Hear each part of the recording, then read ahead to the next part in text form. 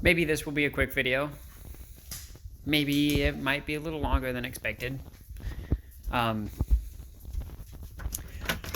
I just wanted to talk about the fact that we are living in a world of usury, of debt. We've lost track of actual value. When we look at some of the national debts, a lot of people like to say, oh, well, America's in debt to China, or perhaps they say some of the European debt or the Spanish debt. And I want everybody to understand, you can go look it up yourself. Every single country is in debt. But then, you start to wonder, you're like, well, how? How the hell do we manage to get every single country into, how can you be in debt to the same person that is in debt to you? Well, that's because that's not how this debt is rolling or functioning or working or where it's coming from. Our debt comes from the fact that we are controlled by something called the International Banking System, the IBS. You may go look it up. On their front page, they talk about the fact that they proudly own over 90% of the world. They'll say it on their website, front page. They claim that they are, what? Really in control? And why? How can you own 95% of everything if everything's in debt? Well, that's because they're all in debt to them. Because China needs to buy its money from them. When you look at how some of these banking institutions, well, how can you be in debt to the person that you're giving money to? Look at how the system works. All of these banks, part of the IBS, the International Banking, they're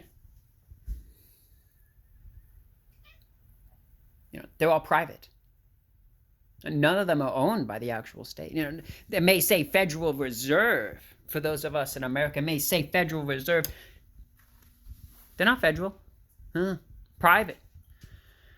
Owned by who? You have no idea. Do you? Have you ever looked it up? You ever looked into your banking institutes? You ever looked at how your money works?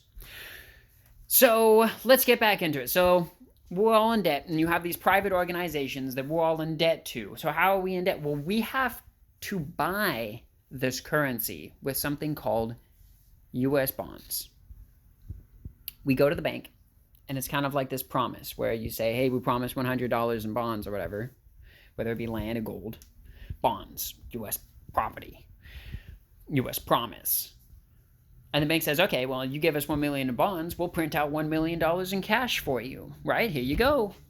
But here's the cool, super tricky part. Everybody knows how debt works. Do you think that when somebody hands you a $1,000 loan and you pay it off in 10 years, you still paying only $1,000? Nope. You're paying more. So now you get this loan. We buy with their bonds from these banks. And when we buy from these banks, these bonds, and this banking institute prints way more than we have. Way more money than we have. There ain't enough gold in America to fix our debt. You've created this system of continual and constant need for that monetization. We have no choice. Pretty soon, we're in debt and we can't get out of debt. We literally can't. Because when we've taken out all those loans to say, hey, we need 20 million in United States federal currency of money, that 20 million is now 22 million. Well, how do we come up with 22 million when we just got this 20 million? Where does that 2 million come from? It doesn't. Now you're a slave. And as long as you keep believing in the system that they've created, you will always be a slave to the monetization. And we have to break free of this. I don't know if any of you have looked at the United States national debt. It's horrific. It is. It's troubling. I challenge all of you to do some research, please.